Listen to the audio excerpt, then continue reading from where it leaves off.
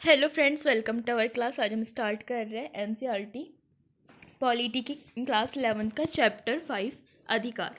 अब हम बात करते हैं आखिर अधिकार होते क्या है। अधिकार का मतलब होता है जो हमें राज्य या फिर किसी व्यक्ति के प्रति गारंटी के रूप में मिलता है और व्यक्तित्व के विकास के लिए जरूरी होता है। अब हम करते हैं अपना चैप्टर शुरू। अपनी रोज़मर्रा की ज़िंदगी में हम अक्सर अधिकारों की चर्चा करते हैं। लोकतांत्रिक देश के सदस्य होने के नाते हम वोट देने, राजनीतिक पार्टियां बनाने और चुनाव लड़ने जैसे अधिकारों की भी बात करते हैं। लोग अधिकारों के लिए नई नई मांग भी कर रहे हैं। आमतौर पर स्वीकृत नागरिक और राजनीतिक अधिकारों के अलावा सूचना के अधिकार, जो कि आर्टिकल 19 फर्स्ट ए में मेंशन है, स्वच्छ वायु का अधिकार जो कि आर्टिकल 21 में मेंशन है, सुरक्षित पेयजल का अधिकार ये भी आर्टिकल 21 में अंतर्निहित है, आदि का भी दावा जताया जा रहा है। जब हम प्रायः अपने राजनीतिक और सार्वजनिक जीवन से जुड़े अधिकारों का दावा करते हैं, वहीं हम सामाजिक और वैयक्तिक संबंधों में भी अधिकार की भाषा का प्रयोग करते हैं। मसलन हम अपना करियर चुनने और देश में बेरोक टोक घूमने के अधिकारों की भी बात करते हैं। और अगर आपको पता होगा, देश के अंदर घूमने का अधिकार हमको आर्टिकल 19 का फर्स्ट ही देता है, और अगर हमें विदेश घूमना है तो वो वाला अधिकार हमको आर्टिकल 21 में अंतर्निहित मिलता है। इस प्रकार विभिन्न लोग विविध तरीकों से अधिकार की अवधारणा प्रस्तुत करते हैं। इस अध्याय में हम इस अवधारणा से जुड़े सवालों की पड़ताल करेंगे कि जब हम अधिकारों की बात करते तो हमारा आशय क्या है, अधिकारों के हमारे दावों की बुनियाद क्या है, अधिकारों से किन उद्देश्यों की पूर्ति होती है और वे इतने महत्वपूर्ण होते क्यों हैं। तो चलिए अब बात करते हैं अधिकार हैं क्या। अधिकार मूल रूप से हकदारी या फिर ऐसा दावा है जिसका औचित्य सिद्ध हो। यह बताता है कि नागरिक, व्यक्ति और मनुष्य होने के नाते हम किसके हकदार हैं। ये ऐसी चीज़ है जिसको हम अपना प्राप्य समझते हैं, यानी कि जिसको हम पाने के अधिकारी हैं। ऐसी चीज़ जिसे शेष समाज ऐसे वैध दावे के रूप में स्वीकार करे जिसका अनुमोदन अनिवार्य हो। इसका ये मतलब नहीं है कि हर वो चीज़ जिसे मैं जरूरी और वांछनीय समझूं अधिकार है। जैसे कि आपको पता होगा, आर्टिकल 19 हमें अभिव्यक्ति की स्वतंत्रता देता है, लेकिन आर्टिकल 19 का सेकंड क्लॉज ही उस पर प्रतिबंध भी लगाता है। लोक स्वास्थ्य, न्यायालय की अवमानना और एकता, संप्रभुता, अखंडता आदि चीज़ों को ध्यान में रख करके। मेरी इच्छा हो सकती है कि स्कूल के लिए निर्धारित पोशाक की बजाय अपनी पसंद के कपड़े पहनूं। मैं देर रात तक घर से बाहर रहना चाह सकता हूँ, लेकिन इसका ये मतलब नहीं कि मुझे स्कूल के लिए अपनी इच्छा अनुसार जो चाहूँ वो पहनने या जब चाहूँ तब घर लौटने का अधिकार है। या फिर मुझे ये भी, ऐसा भी हम इसको समझ सकते हैं जैसे मुझे बोलने का अधिकार है, लेकिन इसका मतलब ये नहीं है कि बोलने का अधिकार का मतलब कि मैं सार्वजनिक स्थल पर किसी को भी कुछ भी अपशब्द बोल दूँ।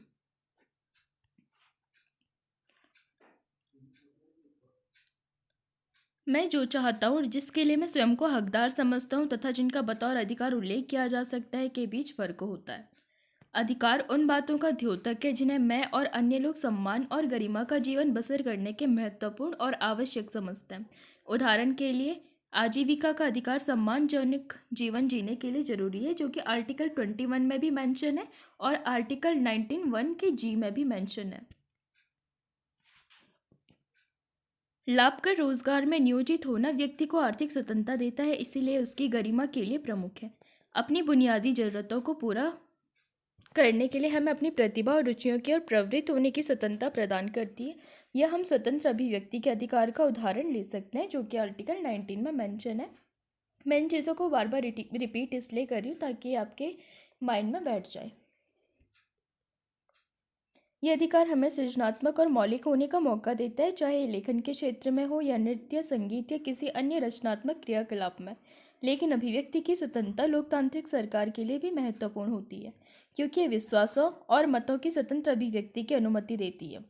आजीविका का अधिकार या अभिव्यक्ति की स्वतंत्रता जैसे अधिकार समाज में रहने वाले तमाम लोगों के लिए महत्वपूर्ण है। इसी वजह से उनकी प्रकृति विश्वजनीन कही जाती है। अधिकारों की दावेदारी का दूसरा आधार यह है कि वे हमारी बेहतरी के लिए आवश्यक है। ये लोगों को उनकी दक्षता और प्रतिभा विकसित करने में सहयोग देते हैं। फॉर एग्जाम्पल, अगर जब तक हमें शिक्षा मिलेगी, रोजगार मिलेगा, स्वास्थ्य मिलेगा, तो तभी जाकर हम अपने व्यक्तित्व का विकास कर सकते हैं। और अगर हमसे सभी प्रकार के संसाधनों का हनन कर दिया जाए तो क्या हम उस स्थिति में अपने व्यक्तित्व का विकास कर पाएंगे? उदाहरणार्थ, शिक्षा का अधिकार हमारी तर्क शक्ति विकसित करने में मदद करता है, हमें उपयोगी कौशल देता है और जीवन में सूझबूझ के साथ चयन करने में सक्षम बनाता है। व्यक्ति के कल्याण के लिए इस हद तक शिक्षा को अनिवार्य समझा जाता है कि उसे सार्वभौम अधिकार माना गया है। अगर आपको पता होगा, शिक्षा का अधिकार मौलिक अधिकारों में 21A में मेंशन है।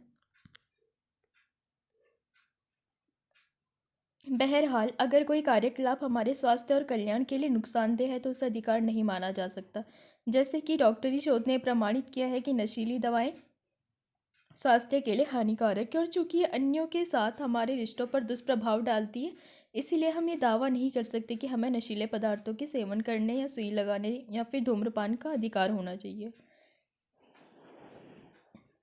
धूम्रपान के मामले में तो उन लोगों के स्वास्थ्य के लिए भी नुकसानदेह है जो धूम्रपान करने वालों के आसपास होते हैं।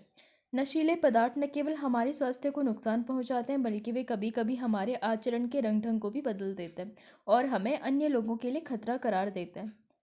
अधिकारों की हमारी परिभाषा के अंतर्गत धूम्रपान या प्रतिबंधित दवाओं के सेवन को अधिकार के रूप में मान्य नहीं किया जा सकता। अब हम बात करते हैं अधिकार आते कहाँ से। 17वीं और 18वीं शताब्दी में राजनीतिक सिद्धांतकार तर्क देते थे कि हमारे लिए अधिकार प्रकृति या ईश्वर प्रदत्त है। हमें जन्म से वे अधिकार प्राप्त है, परिणामतः कोई व्यक्ति या शासक उन्हें हमसे छीन नहीं सकता। जैसे कि जीने का अधिकार। उन्होंने मनुष्य के 3 प्राकृतिक अधिकार चिन्हित किए थे: जीवन का अधिकार, स्वतंत्रता का अधिकार और संपत्ति का अधिकार। अन्य तमाम अधिकार इन बुनियादी अधिकारों से ही निकले हैं। हम इन अधिकारों का दावा करें या ना करें, व्यक्ति होने के नाते हमें यह प्राप्त है। यह विचार कि हमें जन्म से ही कुछ खास अधिकार प्राप्त है काफ़ी शक्तिशाली अवधारणा है, क्योंकि इसका अर्थ है कि जो ईश्वर प्रदत्त यानी कि जो भगवान जी ने हमें दिया हुआ है, और उन्हें कोई भी मानव, शासक या राज्य हमसे छीन नहीं सकता। प्राकृतिक अधिकारों के विचार का इस्तेमाल राज्यों या सरकारों के द्वारा स्वेच्छाचारी शक्ति के प्रयोग का विरोध करने और व्यक्तिगत स्वतंत्रता की रक्षा करने के लिए भी किया जाता था। हाल के वर्षों में प्राकृतिक अधिकार शब्द से ज़्यादा मानवाधिकार शब्द प्रयोग होता है। ऐसा इसलिए क्योंकि उनके प्राकृतिक होने का विचार आज अस्वीकार्य लगता है। ऐसा मानना भी मुश्किल होता जा रहा है कि कुछ नियम आदर्श ऐसे हैं जिन्हें प्रकृति या फिर ईश्वर ने रचा है।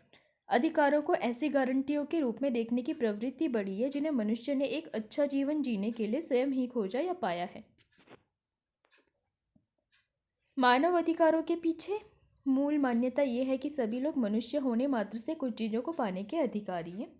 एक मानव के रूप में हर आदमी विशिष्ट और सम्मान महत्व का है। जैसे आपको पता होगा समानता का अधिकार, जो कि हमको आर्टिकल 14 से 18 में मिले हुए हैं। और अगर हम स्वतंत्रता की बात करें तो 19 से 22 में, जिसमें कि जीवन का अधिकार 21 में भी शामिल है। इसके अलावा शोषण के विरुद्ध अधिकार आपको पता होगा। संस्कृति का सुरक्षा करने का अधिकार भी हमें मिला है, ये भी आपको पता होगा। और कोर्ट जाने के लिए संवैधानिक उपचार का अधिकार भी, और धार्मिक स्वतंत्रता का अधिकार भी।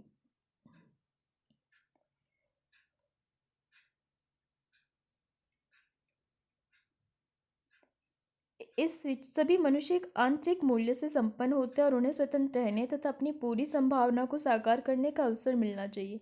इस विचार का इस्तेमाल नस्ल, जाति, धर्म और लिंग पर आधारित मौजूदा असमानताओं को चुनौती देने के लिए किया जाता है।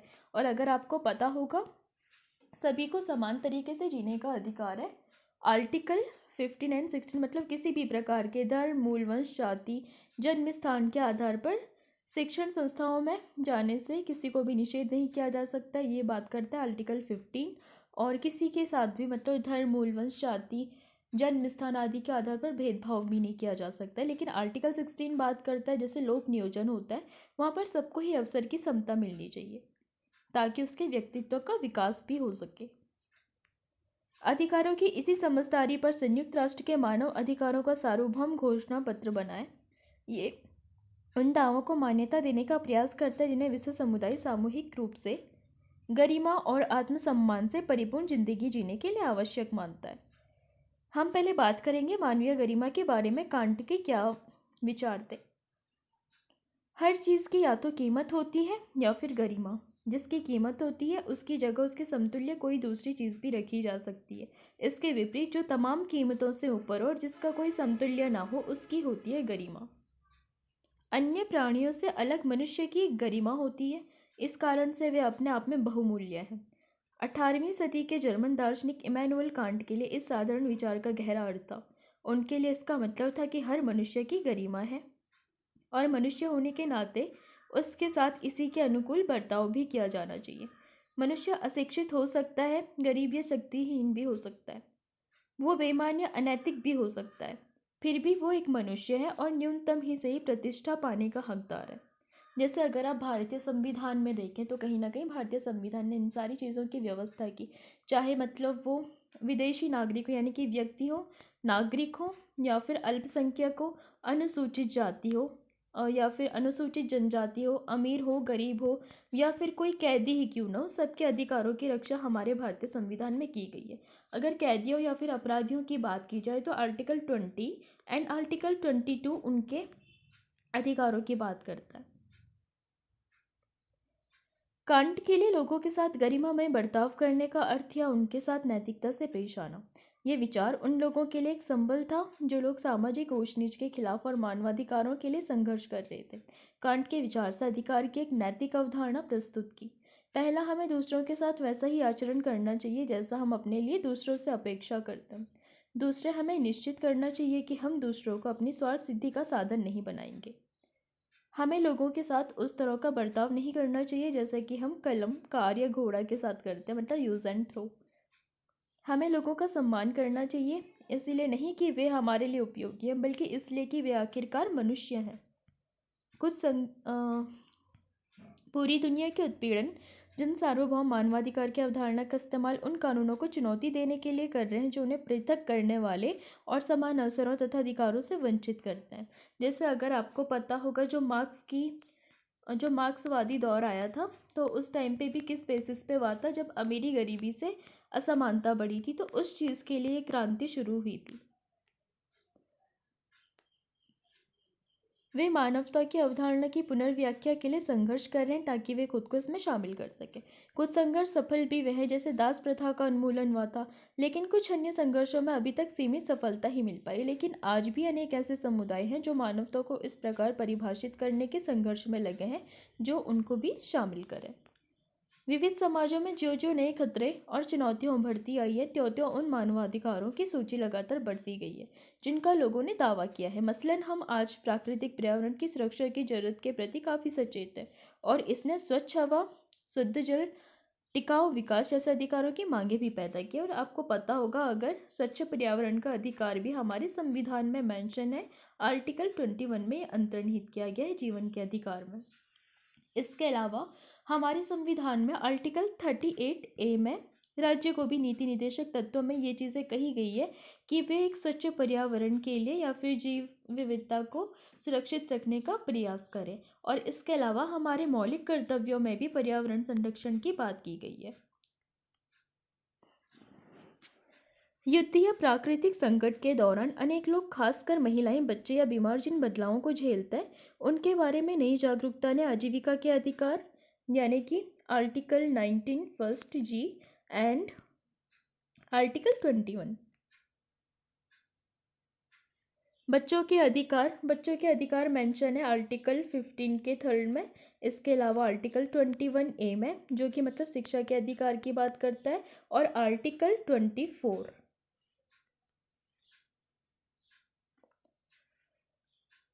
ऐसे दावे मानव गरिमा के अतिक्रमण के प्रति नैतिक आक्रोश का भाव भी व्यक्त करते हैं और वे समस्त मानव समुदाय हेतु अधिकारों के प्रयोग और विस्तार के लिए लोगों के एकजुट होने का आह्वान भी करते हैं। हमें इन दावों के विस्तार तथा प्रभाव को कम करके नहीं आंकना चाहिए। हमें अक्सर व्यापक समर्थन हासिल होता है। आपने शायद पॉप स्टार बॉब गेल्डोफ की ओर से अफ्रीका में गरीबी खत्म करने के लिए पश्चिमी मुल्कों की सरकारों से की गई हाल की अपील के बारे में भी सुना होगा और टीवी में भी देखा होगा कि उसे आम जनता का कितना प्रबल समर्थन हासिल हुआ था। अब हम बात करते हैं कानूनी अधिकार और राज्य सत्ता की। कानूनी अधिकार ऐसे अधिकार होते हैं जो कि कानून के द्वारा बनाए जाते हैं या फिर जो विधि के द्वारा बनाए जाते हैं। मानवाधिकारों के दावों की नैतिक अपील चाहे जितनी हो, उनकी सफलता की डिग्री कुछ कारकों पर निर्भर है। इनमें सर्वाधिक महत्वपूर्ण है सरकारों और कानून का समर्थन। कानून कैसे बनता है? अगर आपको पता होगा, अगर संसद में दोनों सदन बहुमत से किसी भी प्रस्ताव को पारित कर देते हैं तो वो कानून बन जाता है। यही कारण है कि अधिकारों की कानूनी मान्यता को इतनी अहमियत भी दी जाती है। अनेक देशों में अधिकारों के विधेयक वहाँ के संविधान में प्रतिष्ठित रहते हैं। संविधान देशों के सर्वोच्च कानून के द्योतक होते हैं। इसीलिए कुछ खास अधिकारों की संवैधानिक मान्यता उन्हें बुनियादी महत्व प्रदान करती है। अपने देश में इन्हें हम मौलिक अधिकार कहते हैं। आपको पता होगा मौलिक अधिकार कहाँ से कहाँ तक मेंशन, 12 से 35 तक, जिसमें 12 में बात की गई है राज्य की परिभाषा, यानी कि संघ की न्यायपालिका, संघ की कार्यपालिका, विधायिका, राज्य की कार्यपालिका, विधायिका और स्थानीय निकाय और जितने भी सरकारी या फिर अर्ध सरकारी संगठन हो गए या फिर जो भी कर्मचारी है वो सभी राज्य का हिस्सा है या फिर राज्य है। इसके अलावा जो आर्टिकल 13 है वो बात करता है विधि की, विधि के शासन की या विधि की परिभाषा की बात करता है आर्टिकल 13। आर्टिकल 14 बात करता है विधि के समक्ष समता और विधि के समान संरक्षण की। इसके अलावा आर्टिकल 15 बात करता है किसी भी प्रकार के धर्म, मूल, वंश, जाति, लिंग या फिर जन्म स्थान के आधार पर भेदभाव को निषेध करने की। आर्टिकल 16 बात करता है रोजगार में सबको समान अवसर प्राप्त करवाने की। 17 बात करता है अस्पृश्यता के उन्मूलन की।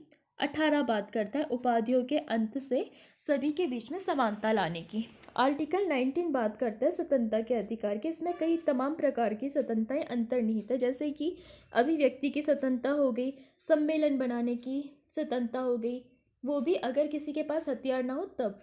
और इसके अलावा साथ ही साथ इसमें सहकारी समिति या फिर संगठन बनाने की भी स्वतंत्रता है। इसके अलावा किसी भी देश के किसी भी हिस्से में घूमने की स्वतंत्रता है, वहाँ पर बसने की स्वतंत्रता है और अपने मनचाहे व्यवसाय को चुनने की स्वतंत्रता भी है। साथ में स्वतंत्रता के साथ साथ आर्टिकल 19 ही बात करता है इन पर प्रतिबंधन की भी। अब बात करते हैं आर्टिकल 20 की, तो वो मतलब किसी भी प्रकार के काम अगर ऐसा हो जाए जो कि गलत हो तो उसमें दोहरी सजा से एक तरीके की सुरक्षा देता है, दोहरी सजा से बचाता है। इसके अलावा आर्टिकल 21 जीवन के अधिकार की बात करता है। 22 बात करता है निवारक निरोध और गिरफ्तारी से संबंधित प्रावधानों की। आर्टिकल 23 किसी भी प्रकार की जैसे बलात्श्रम होता है या फिर बेगारी होती है या फिर बंधुआ मजदूरी है आदि प्रकार की समस्याओं से बचाने के लिए राज्य तथा अन्य प्रकार के समुदाय से गारंटी प्रदान करता है। इसके अलावा आर्टिकल 24 14 से कम उम्र के बच्चों को मिल या कारखानों में जाने से बचाता है, ताकि जो उनका बचपन है वो बना रहे और साथ साथ वो अपने व्यक्तित्व का विकास भी कर सके। इसके अलावा आर्टिकल 25 से 28 में धार्मिक स्वतंत्रता है, जिसमें कि अपने अपने धर्म का प्रचार प्रसार और आचरण करना इसकी स्वतंत्रता मिली हुई है और साथ में इसके प्रबंधन की भी स्वतंत्रता मिली हुई है। और साथ ही साथ अगर कोई बच्चा 18 से कम की एज का है तो उसके पेरेंट्स से पूछ करके उसको किसी भी धार्मिक उपासना में प्रेजेंट किया जाएगा, ऐसे जबरन नहीं किया जा सकता। इसके अलावा 29 और 30 बात करते हैं किसी भी अल्पसंख्यक समुदाय की स्वतंत्रता की भी और समानता की भी और उनके व्यक्तित्व के विकास की भी। अगर मतलब किसी भी समुदाय की कोई विशेष लिपि है या फिर किसी भी प्रकार से उनका जो सांस्कृतिक विकास है तो वो करने का उसमें अधिकार मिला है कि वो कर सकते हैं, अपने मतलब मैनेज भी कर सकते हैं, साथ भी चला सकते हैं और किसी भी अपनी संस्कृति का पालन कर सकते हैं अगर कोई विशेष लिपि या भाषा हो तो। इसके अलावा आर्टिकल 32 अगर किसी भी मौलिक अधिकार का हनन होता है तो फिर सुप्रीम कोर्ट जाने की वो हमको अधिकार देता है और साथ ही साथ रिट जारी करने का भी उसमें प्रावधान किया गया है। तो चलिए, मुझे लगता है आप अधिकार तो समझ गए होंगे। अब हम चैप्टर को यहाँ से कंटिन्यू करते हैं। हमारे दावों को मिलने वाली कानूनी और संवैधानिक मान्यता इतनी महत्वपूर्ण होती है कि बहुत से सिद्धांतकार अधिकार को ऐसे दावों के रूप में परिभाषित करते हैं जिन्हें राज्य ने मान्य किया हो। कानूनी मान्यता से यकीनन हमारे अधिकारों को समाज में खास दर्जा मिलता है, लेकिन कानूनी मान्यता के आधार पर किसी अधिकार का दावा नहीं किया जा सकता, जैसे कि पहले चर्चा की जा चुकी है। अधिकारों का धीरे धीरे विस्तार और पुनर्व्याख्या हो रही है। जैसे आपको पता होगा, अगर कोई ऐसा अधिकार है या फिर कोई ऐसा एक्ट पारित कर भी दिया जाता है नॉर्मल से, जैसे नागरिक अधिकार, जो नागरिक अधिनियम था, वो जब 1955 में आया था, तो उसके बाद उसमें कितने बार संशोधन हो चुके हैं। 1979 में भी उसको मतलब बाद में SC एंड ST करके एक वो बना दिया गया था, अधिकार संरक्षण अधिकार अधिनियम करके। तो धीरे धीरे उसकी व्याख्या होती रहती है और साथ ही साथ मतलब उसे और भी ज़्यादा विस्तारित किया जा रहा है जैसे जैसे डिमांड हो रही है।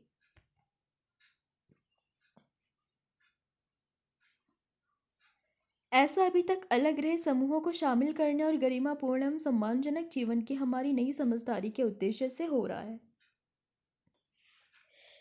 अधिकतर मामलों में अधिकार राज्य से किए जाने वाले दावे हैं। अधिकारों के माध्यम से हम राज्य सत्ता से कुछ मांग सकते हैं। हम शिक्षा के अधिकार पर जोर देते हैं तो हम राज्य के बुनियादी शिक्षा के लिए प्रावधान करने की मांग करते हैं। समाज भी शिक्षा के महत्व को स्वीकार कर सकता है और अपनी तरफ से इसमें सहयोग कर सकता है। विभिन्न समूह विद्यालय खोल सकते हैं और छात्रवृत्तियों के लिए निधि जमा कर सकता है ताकि तमाम वर्ग के बच्चे शिक्षा का लाभ प्राप्त कर सकें। लेकिन मुख्यतः ये जिम्मेवारी राज्य की बनती है। राज्य को ही आवश्यक उपायों का प्रवर्तन करना होता है जिससे हमारी शिक्षा के अधिकार की पूर्ति सुनिश्चित हो। अगर आपको पता होगा या अगर आपने ध्यान से सुना होगा तो आर्टिकल 21A में है शिक्षा का अधिकार बच्चों के लिए। तो ये जुड़ा किया था उन्नीकृष्णवाद में, उन्नीकृष्णवाद, जिसमें कि प्राथमिक शिक्षा का अधिकार बच्चों के लिए जोड़ा गया था। और इसी के माध्यम से बाद में 45 जो आर्टिकल है DPSP, उसमें भी शिक्षा का अधिकार जोड़ दिया गया था और इसमें राज्य को निर्देश दिया गया था। इस प्रकार अधिकार राज्य को कुछ खास तरीकों से कार्य करने के लिए वैधानिक दायित्व सौंपते हैं। प्रत्येक अधिकार निर्देशित करता है राज्य के लिए क्या करने योग्य है और क्या नहीं। उदाहरण के लिए मेरा जीवन जीने का अधिकार राज्य को ऐसे कानून बनाने के लिए बाध्य करता है जो दूसरों के द्वारा क्षति पहुंचाने से मुझे बचा सके। यह अधिकार राज्य से मांग करता है कि वो मुझे चोट या नुकसान पहुंचाने वालों को दंडित करे।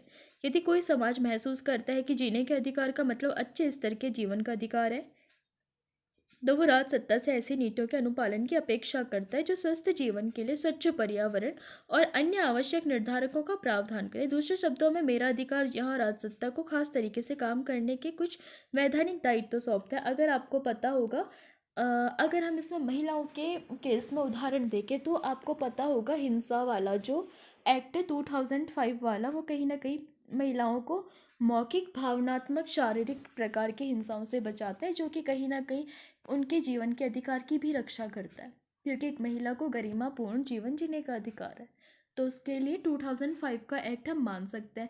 साथ में जैसे पर्यावरण बचाने का अधिकार की बात की जाए तो इसके लिए कई प्रकार के एक्ट बने हुए, लाइक जैसे 1986 का एक्ट हो गया, 1972 का एक्ट हो गया, 2002 का एक्ट हो गया। बहुत सारे एक्ट ऐसे बनते रहते हैं। फिर अधिकार सिर्फ ये नहीं बताते कि राज्य को क्या करना है, वे ये भी बताते हैं कि राज्य को क्या कुछ नहीं करना है। मसलन किसी व्यक्ति की स्वतंत्रता का अधिकार कहता है कि राजसत्ता महज अपनी मर्जी से उसे गिरफ्तार नहीं कर सकती।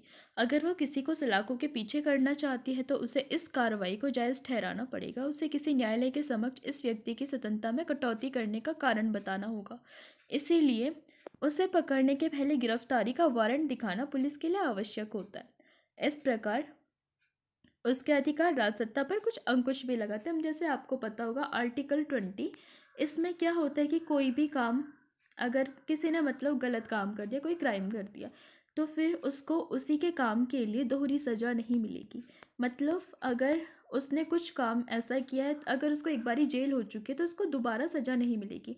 हालांकि अगर कोई कंपनी में वो काम करे तो वो कंपनी उसको वहाँ से निकाल सकती है, उसको दोहरी सज़ा में काउंट नहीं किया जाएगा, वो कंपनी की कार्रवाई है। ऐसे कानूनी तौर पर उसको 2 बार सज़ा नहीं मिल सकती। जैसे आपको एक और एग्जांपल बताती हूँ, जैसे आर्टिकल 22 है।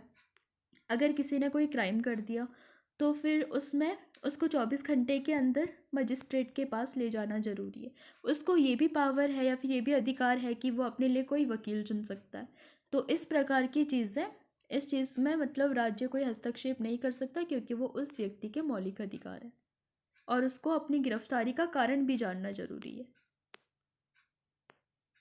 दूसरे तरीके से कहा जाए तो हमारे अधिकारी सुनिश्चित करते हैं कि राज्य की सत्ता वैयक्तिक जीवन और स्वतंत्रता की मर्यादा का उल्लंघन किए बगैर काम करे, क्योंकि अगर ऐसा काम करती है तो फिर सुप्रीम कोर्ट उसे असंवैधानिक घोषित कर देगा, जो कि किसी भी प्रकार से सही है। मतलब अगर कार्यपालिका ऐसे कानून लागू करती है, मतलब लागू करवाती है या विनियमन करवाती है, और विधायिका ऐसे कानून बनाती है जो कि संविधान के हिसाब से असंवैधानिक है, यानी कि जो मूलभूत ढांचे में छेड़खानी कर रहे हैं, तो फिर सुप्रीम कोर्ट उसमें हस्तक्षेप करेगा।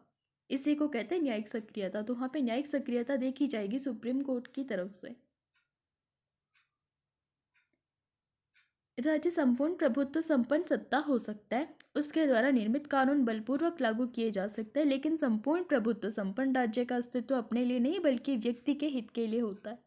इसमें जनता का ही अधिक महत्व होता है और सत्तारूढ़ सरकार को उसके ही कल्याण के लिए काम भी करना होता है। शासक अपनी कार्रवाइयों के लिए जवाबदेह और उसे हरगिज नहीं भूलना चाहिए कि कानून लोगों की भलाई सुनिश्चित करने के लिए होता है। अब हम बात करते हैं अधिकारों के प्रकार की। अधिकतर लोकतांत्रिक व्यवस्थाएं राजनीतिक अधिकारों का घोषणा पत्र बनाने से अपनी शुरुआत करती है। राजनीतिक अधिकार नागरिकों को कानून के समक्ष बराबरी तथा राजनीतिक प्रक्रिया में भागीदारी का हक देते हैं।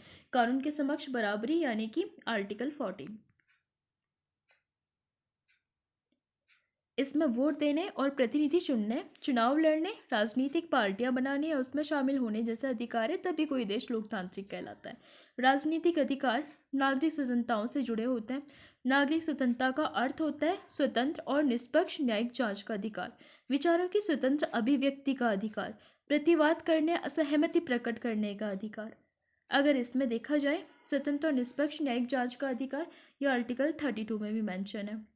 विचारों की स्वतंत्र अभिव्यक्ति का अधिकार, जो ये स्वतंत्र और निष्पक्ष न्यायिक जांच करते हैं 32 के साथ साथ ही आर्टिकल 21 में भी, क्योंकि सबको विधिक सहायता पाने का अधिकार भी है अपने जीवन को बचाए रखने के लिए। इसके अलावा अगर विचारों की स्वतंत्र अभिव्यक्ति का अधिकार, प्रतिवाद करने और असहमति प्रकट करने का अधिकार की बात की जाए तो ये सारी की सारी चीज़ें मेंशन है आर्टिकल 19 में। क्योंकि अगर आपको पता होगा जो इमैनुअल वाद था, तो उसमें मौन रहने का अधिकार भी अभिव्यक्ति के अधिकार में शामिल किया गया था। नागरिक स्वतंत्रता और राजनीतिक अधिकार मिलकर किसी सरकार की लोकतांत्रिक प्रणाली की बुनियाद का निर्माण करते हैं, लेकिन जैसे कि पहले भी बताया गया है कि अधिकारों का उद्देश्य लोगों के कल्याण की हिफाजत करना है। सरकार को जनता के प्रति जवाबदेह बनाकर शासकों की उपेक्षा, लोगों के सरोकार को अधिक महत्व देकर और तमाम लोगों के लिए सरकार के निर्णयों को प्रभावित करने का मौका सुनिश्चित कर राजनीतिक अधिकार इसमें सहयोग करता है। राजनीतिक भागीदारी का अपना अधिकार पूरी तरह से हम तभी अमल में ला सकते हैं जब भोजन, वस्त्र, आवास, स्वास्थ्य जैसी हमारी बुनियादी जरूरतें पूरी हो, जो कि आर्टिकल 21 में भी कहा गया है कि हमारे जीवन जीने के लिए जितनी भी मूलभूत आवश्यकताएं वो पाने का सबको अधिकार है। फुटपाथ पर रहने और इन बुनियादी जरूरतों की पूर्ति के लिए संघर्ष करने वालों के लिए अपने आप में राजनीतिक अधिकार का कोई मूल्य नहीं है। उन्हें पहले तो अपनी बुनियादी जरूरतों की पूर्ति के लिए पर्याप्त मजदूरी और मेहनत की उचित परिस्थितियों जैसी कतिपय सुविधाएं होनी चाहिए, जिसके बारे में आर्टिकल 43 में भी कहा गया है। इसीलिए लोकतांत्रिक समाज इन दायित्वों को स्वीकार कर रहे हैं और आर्थिक अधिकार मुहैया कर रहे हैं। कुछ देशों में नागरिक, खासकर निम्न आय वाले नागरिक, आवास और चिकित्सा जैसी सुविधाएं राज्य से प्राप्त करता है। कुछ अन्य देशों में बेरोजगार व्यक्ति कुछ न्यूनतम भत्ता पाते हैं ताकि वे अपने बुनियादी जरूरतें पूरी कर सके। आर्टिकल 39 में भी मेंशन है कि कुछ कर्मकारों के लिए उनके वेतन को मिलना चाहिए, उनका पारिश्रमिक वेतन तो उनको कम से कम मिलना ही चाहिए। आर्टिकल 39 भी इसकी बात करता है, जिसमें समान वेतन की बात की गई है। उसमें से पुरुष और महिला के समान वेतन की बात नहीं की गई है, उसमें कुछ ऐसे क्लॉज भी है जिसमें कर्मकारों के वेतन की भी बात की गई है, पारिश्रमिक की बात की गई है। भारत में सरकार ने ग्रामीण और शहरी गरीबों की मदद के लिए अन्य कार्रवाइयों के साथ हाल में ग्रामीण रोजगार गारंटी योजना की भी शुरुआत की है, जिसमें 100 दिन की गारंटी मिलती है, जिसमें उन्हें कुछ काम करने होता है।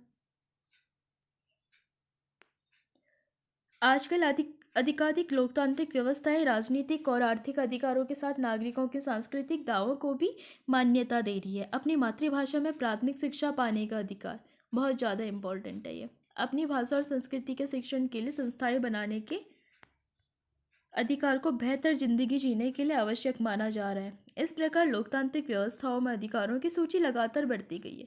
कुछ अधिकार जैसे जीने का अधिकार आर्टिकल 21, स्वतंत्रता का अधिकार आर्टिकल 19, समान व्यवहार का अधिकार आर्टिकल 15 एंड 16, राजनीतिक भागीदारी का अधिकार ऐसे बुनियादी अधिकार के रूप में मान्य है जिन्हें प्राथमिकता देनी ही है। शालीन जीवन यापन के लिए आवश्यक उन स्थितियों को भी न्यायोचित दावों या अधिकारों के रूप में मान्यता दी जा रही है, जो कि जीवन यापन के लिए जितनी भी स्थितियाँ वो सारी की सारी कहाँ मेंशन हो रही है लगातार आर्टिकल 21 में।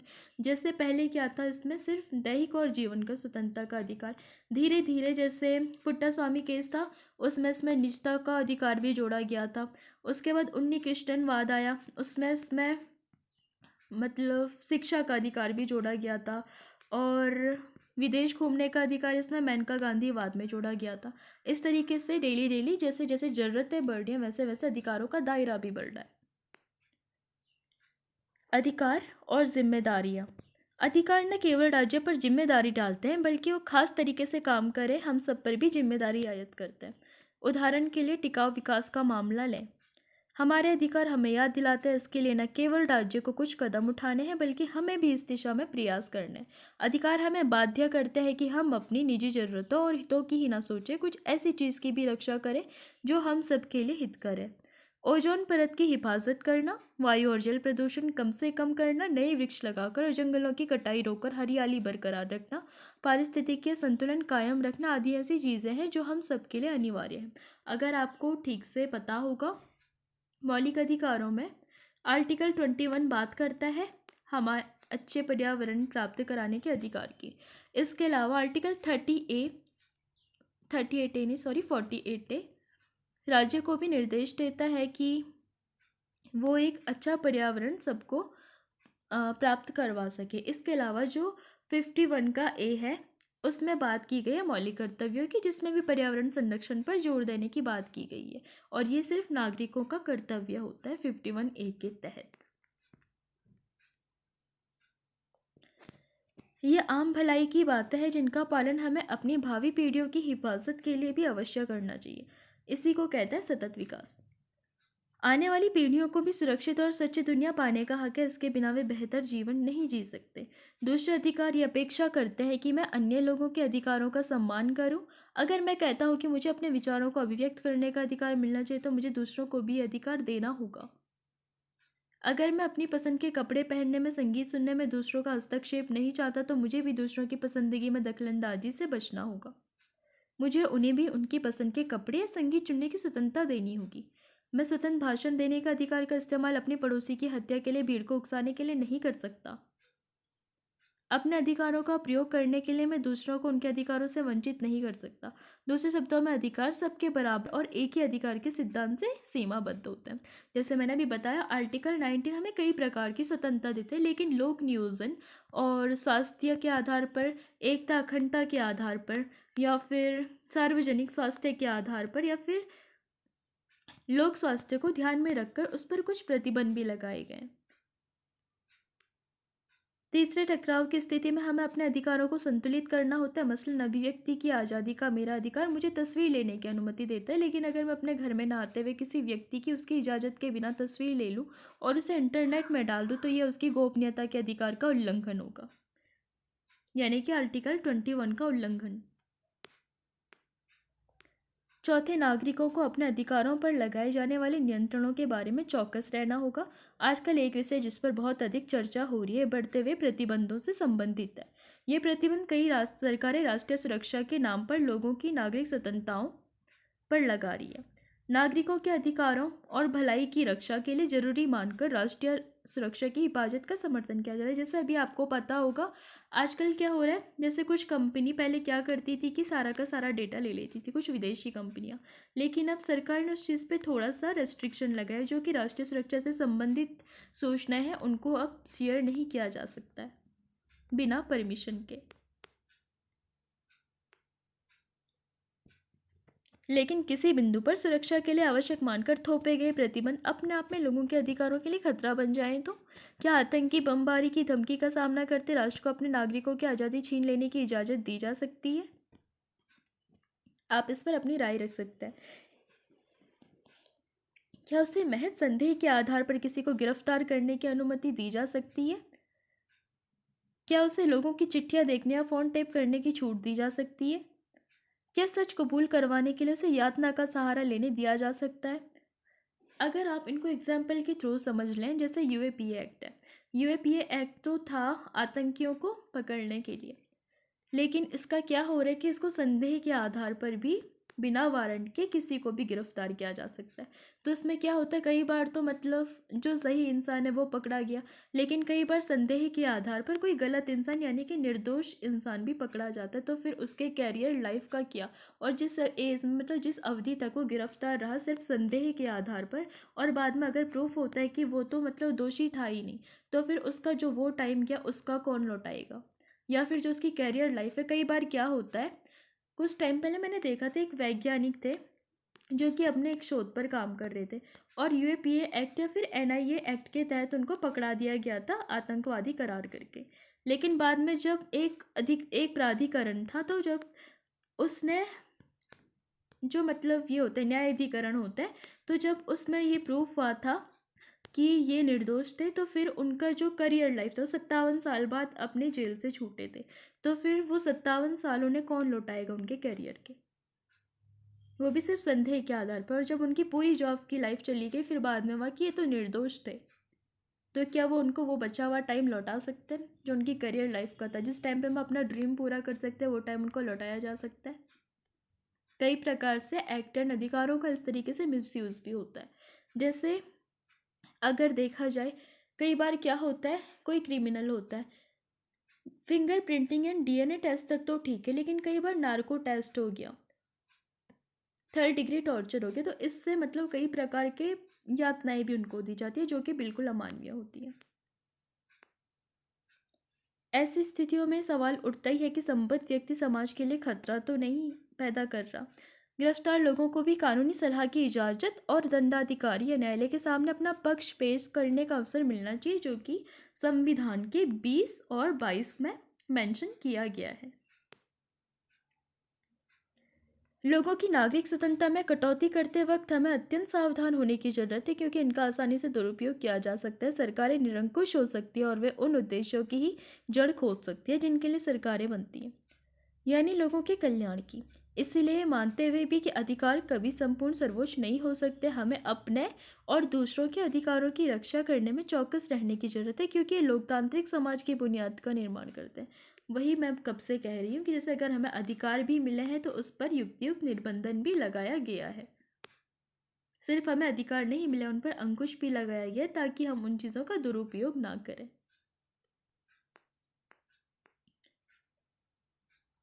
यहाँ पे हम पढ़ते थोड़ा मानव अधिकारों की विश्वव्यापी घोषणा की प्रस्तावना और उससे रिलेटेड कुछ फैक्ट्स।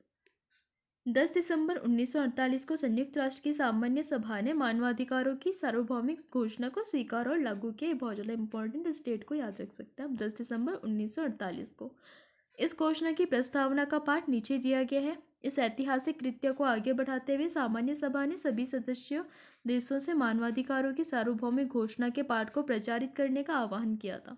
सामान्य सभा ने देश या क्षेत्र की राजनीतिक स्थिति पर ध्यान न देते हुए इसे विशेष तौर से विद्यालयों और अन्य शैक्षिक संस्थानों में प्रसारित और प्रदर्शित करने और पढ़ाने और पढ़वाने का आह्वान किया था। मानव अधिकारों की विश्वव्यापी घोषणा की प्रस्तावना, जो कि मानव परिवार के सभी सदस्यों की स्वाभाविक अंतर्निहित गरिमा और उनके सम्मान एवं अत्याज्य अधिकारों की प्रतिष्ठा, विश्व में स्वतंत्रता, न्याय और शांति की आधारशिला है, जो कि मानव अधिकारों के उपहास तथा अवमानना के कारण मानवीय चेतना को भयभीत करने वाले क्रूरतापूर्ण कृत्य प्रतिफलित है। इसीलिए यह अनिवार्य है कि ऐसे विश्व की स्थापना हो जिसमें सभी मनुष्य भाषण तथा विश्वास की स्वतंत्रता हासिल तथा भय तथा अभाव से मुक्ति प्राप्त कर सके, जो मानव समुदाय की सबसे महत्वपूर्ण अभिलाषा है। चूँकि आवश्यक है कि मनुष्य को अत्याचार तथा दमन के विरुद्ध अंतिम अस्त्र के रूप में विद्रोह न करना पड़े, इसलिए विधि के शासन के द्वारा मानवाधिकारों की रक्षा हो। चूँकि राष्ट्रों के मध्य मित्रतापूर्ण संबंधों की स्थापना को प्रोत्साहित करना आवश्यक है। चूँकि संयुक्त राष्ट्र संघ के देशों ने घोषणा पत्र में मूलभूत मानवाधिकारों, मनुष्य की गरिमा तथा महत्व तथा पुरुषों तथा महिलाओं के समान अधिकारों के प्रति अपना विश्वास पुनः व्यक्त किया तथा व्यापक स्वतंत्रता की उपलब्धि हेतु उत्तम जीवन स्तर तथा सामाजिक विकास को प्रोत्साहित करने का संकल्प लिया, जो कि सदस्य देशों ने संयुक्त राष्ट्र संघ के सहयोग से मानव अधिकारों तथा मूल स्वतंत्रताओं के विश्व स्तर पर सम्मान तथा अनुपालन को प्रोत्साहित करने का संकल्प लिया, जो कि उक्त संकल्पों की पूर्ण उपलब्धि हेतु इन अधिकारों और स्वतंत्रताओं को सार्वदेशिक अवधारणा सर्वाधिक महत्वपूर्ण है। अर्थात संयुक्त राष्ट्र सभा महासभा मानवाधिकारों के विश्वजनीन घोषणा पत्र को सभी सभ्यताओं तथा देशों के लिए उपलब्धि के सर्वमान्य मानदंड के रूप में एतदर्थ घोषित करती है कि प्रत्येक व्यक्ति तथा समाज का प्रत्येक अंग इस घोषणा पत्र का सदा विचार रखते हुए इन अधिकारों तथा स्वतंत्रताओं की मर्यादा का अध्यापन तथा शिक्षा के माध्यमों द्वारा प्रोत्साहित करेगा तथा विकासोन्मुख राष्ट्रीय अंतर्राष्ट्रीय साधनों द्वारा इनकी सर्वदेशिक तथा सशक्त स्वीकृति एवं अनुपालन को आपस में सदस्य देशों की जनता के बीच तथा उनके क्षेत्राधिकार के अंतर्गत आने वाले प्रदेशों की जनता के बीच स्थापित करेगा। तो चलिए दोस्तों, मुझे लगता है आप चैप्टर समझ गए होंगे। अब आपके लिए कुछ होमवर्क। अधिकार क्या है और वे महत्वपूर्ण क्यों हैं? अधिकारों का दावा करने के लिए उपयुक्त आधार क्या हो सकता है? किन आधारों पर ये अधिकार अपनी प्रकृति में सार्वभौमिक माने जाते हैं? संक्षेप में उन अधिकारों की चर्चा करें जो हमारे देश के सामने रखे जा रहे हैं। उदाहरण के लिए आदिवासियों के लिए अपने रहवास और जीने के तरीके को संरक्षित रखने तथा बच्चों को बंधुआ मजदूरी के खिलाफ अधिकार जैसे नए अधिकारों को लिया जा सकता है। राजनीतिक, आर्थिक और सांस्कृतिक अधिकारों में अंतर बताएं। हर प्रकार के अधिकार के उदाहरण भी दीजिए। अधिकार राज्य की सत्ता पर कुछ सीमाएं लगाते हैं, उदाहरण सहित व्याख्या कीजिए। तो चलिए दोस्तों, आज के लिए इतना ही। अब मिलेंगे नेक्स्ट क्लास में। अगर आपको पसंद आई तो लाइक कीजिए, शेयर कीजिए, सब्सक्राइब कीजिए। टेलीग्राम का लिंक आपको डिस्क्रिप्शन में मिल जाएगा, आप वहाँ पर जाकर इसे ज्वाइन कर सकते हैं। Thanks to watching.